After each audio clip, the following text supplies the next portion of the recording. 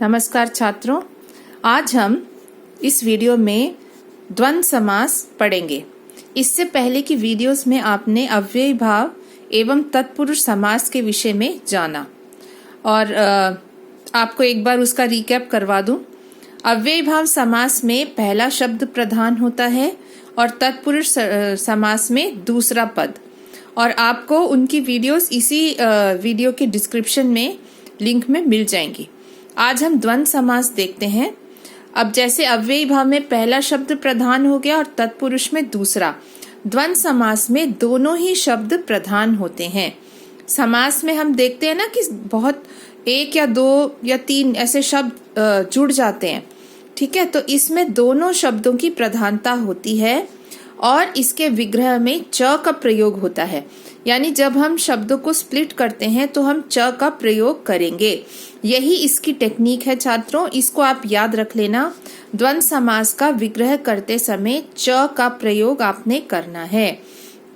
जैसे लवश्च कुशश्च, लव कुशौ, यहाँ पर लव और कुश, यहाँ पे जितनी प्रधानता लव की है उतनी ही प्रधानता कुश की भी है, और जब दोनों जुड़ गए तो बन गया लव और कुश, लव कुशौ।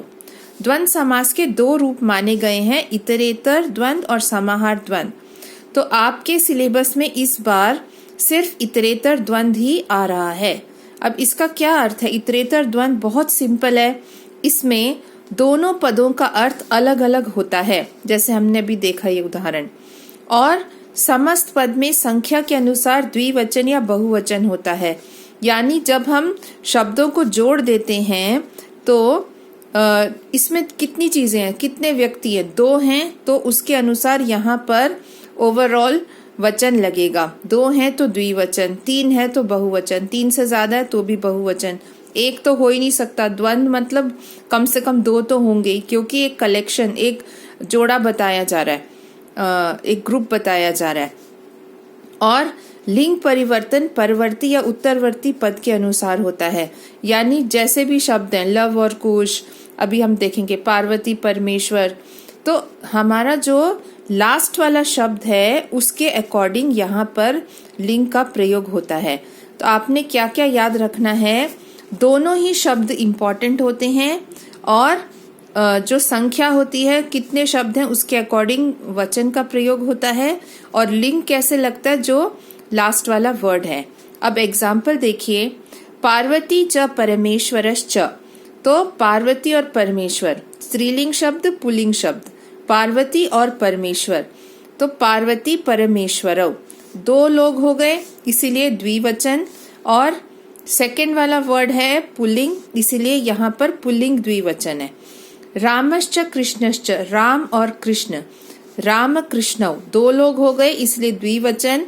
और कौन सा वाला द्विवचन आएगा? यहाँ पे दोनों पुल्लिंग शब्द हैं इसीलिए पुल्लिंग द्विवचन। ऐसे अब तीसरा देखते हैं, धर्मश्च अर्थश्च कामश्च मोक्षश्च, धर्म, अर्थ, काम और मोक्ष। ये छात्रों जीवन के ना चार गोल्स कहे गए हैं हमारे शास्त्रों में, जिनको हम बोलते हैं पुरुषार्थ चतुष्टय। यानी हमारे जीवन में चार चीजें हमें लेकर चलनी चाहिए अचीव करने के लिए। जैसे एक तो धर्म, यानी अपने कर्तव्य का पालन करना, अर्थ यानी पैसे कमाना, काम यानी इच्छाओं को, डिजायर्स को फुलफिल करना, मोक्ष, और उसके बाद अंतिम पड़ाव में हमारा लक्ष्य होना चाहिए मुक्ति, मोक्ष प्राप्त करना। तो ये जीवन के चार लक्ष्य हैं।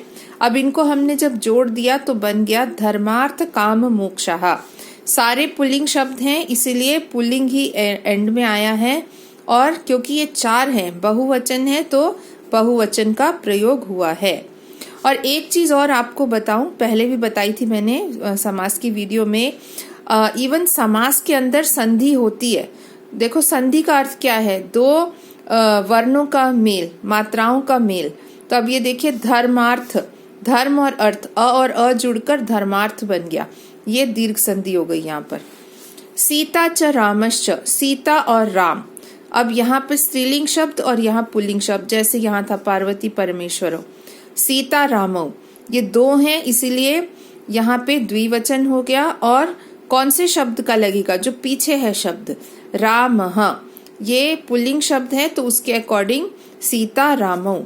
पुत्रश्च कन्या च, अब ये दूसरा तरीके से बता रहे हैं आपको, पुत्र और कन्या, बेटा और बेटी, तो यहाँ पे ये जुड़ गया पुत्र कन्ये। फिर दो लोग हैं तो द्विवचन आ गया, लेकिन किसके अकॉर्डिंग? पीछे स्त्रीलिंग शब्द है तो उसके अकॉर्डिंग यहाँ द्विवचन स्त्रीलिंग।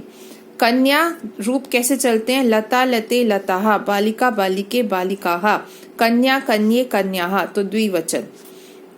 राधा च कृष्णश्च, राधा और कृष्ण, तो यहाँ पर देखिए स्त्रीलिंग पुल्लिंग, राधा कृष्णव, दो लोग हो गए इसीलिए द्विवचन, और पीछे पुल्लिंग शब्द है इसलिए कृष्णव। धनंच जनश्च यौवनंच, अब ये देखिए धन व्यक्ति और यौवन, तो यहाँ पर क्या किया इन्होंने? पीछे यहाँ पे नपुंसक लिंग है इसीलिए यहाँ पे नपुंसक लिंग, और तीन है बहुवचन है तो नपुंसक लिंग बहुवचन, धन जन यौवनानी। तो ये हो गया, बस ये बिल्कुल सिंपल है, कुछ भी नहीं है इसमें। अब हम, ये आपकी एनसीईआरटी की व्याकरण विधि में से है एक्सप्लेनेशन।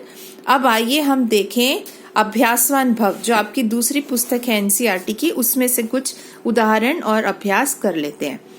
देखिए, दशरथस्य चत्वारः पुत्रः राम लक्ष्मण भरत शत्रुघ्नः आसन। दशरथ के 4 पुत्र थे, राम लक्ष्मण भरत और शत्रुघ्न।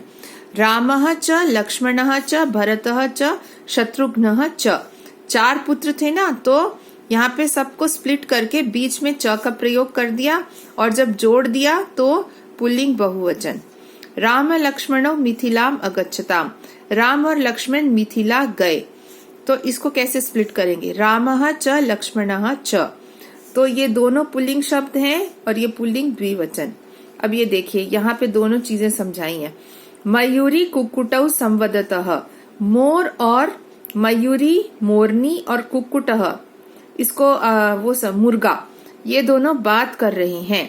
अब यहाँ पे इसको हम स्प्लिट करेंगे तो आएगा मयूरी च कुक्कुटः च, स्त्रीलिंग शब्द पहले और पुल्लिंग शब्द बाद में, तो बाद में पुल्लिंग शब्द होने के कारण यहाँ पे पुल्लिंग द्विवचन।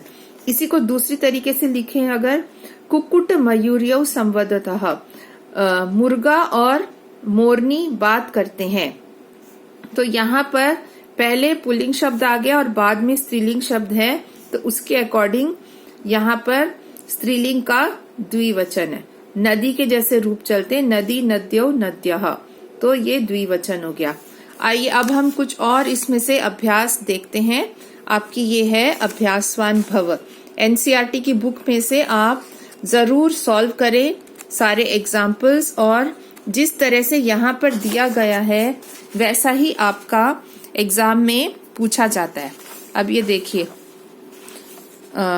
अभ्यास, यहाँ पे अग्नि सोमौ, अग्नि और सोम, अग्नि देवता और सोम देवता, तो हम कैसे लिखेंगे? अग्निश्च सोमश्च, बस सिंपल, और ये संधि के कारण यहाँ पे श लगा हुआ है, अग्नि ही विसर्ग का श बन गया। पाणिपादम, अब ये वाला जो है ना दूसरा वाला है ये समास जो आपके सिलेबस में नहीं है, इसलिए यहाँ क्रॉस लगा दिया। सीता च रामः च, अब ये भी जैसे हमने किया, सीता रामौ। इंद्रः च वरुणः च, इंद्र वरुणौ, दोनों जोड़ के हमने पीछे लगा दिया पुल्लिंग द्विवचन, दोनों पुल्लिंग शब्द हैं। रमा च शारदा च, दोनों स्त्रीलिंग शब्द हैं, रमा शारदे, जैसे बालिके और लते रूप चलता है द्विवचन, प्रथमा विभक्ति द्विवचन, श्रमा शारदे। धर्मः च अर्थः च कामः च मोक्षः च, अब ये भी जो एग्जाम्पल हमने देखा, धर्मार्थ काम मोक्षः। लता पुष्पम, लता और पुष्प, लता यानी कि बेल, क्रीपर, और पुष्प, लता च पुष्पम च, तो इस तरह से हम इसको अलग करेंगे। यहाँ पे हमने एक वचन लिया है क्योंकि यहाँ एक वचन में दिया ना, इसका मतलब एक पुष्प और एक लता की बात हो रही है। अगर यही बहुवचन होता तो होता लता पुष्पाणी, लताहा च पुष्पाणी च, क्योंकि पीछे नपुंसक लिंग है तो ये भी नपुंसक लिंग। मूषकः च मार्जारः च, तो चूहा और बिल्ली, चूहा बिल्ली, टॉम एंड जेरी। मूषक मार्जारौ, तो ये दोनों जोड़ दिए, दोनों पुल्लिंग शब्द द्विवचन। अहोरात्रम, ये आपके सिलेबस में नहीं है। सुखम च दुखम च, सुख दुखम, ये दोनों जोड़ दिए और यहाँ पर दोनों नपुंसक लिंग है, तो यहाँ पर भी नपुंसक लिंग आया है। बस सॉरी, ये आएगा सुख दुखे, सुख दुखे आएगा यहाँ पर, क्योंकि दो हो गए ना, इसीलिए फलम फले के जैसे। तो बस इसी के साथ आपका द्वंद्व समास भी समाप्त होता है। और आपके सिलेबस में सिर्फ ये 3 ही हैं इस बार, अव्ययी भाव, तत्पुरुष और इतरेतर द्वंद्व। और इसके साथ ही आपको इसकी पहले वाली अव्ययी भाव और तत्पुरुष की वीडियोस भी मिल जाएंगी डिस्क्रिप्शन में। और आशा है आपको समझ आया होगा। धन्यवाद।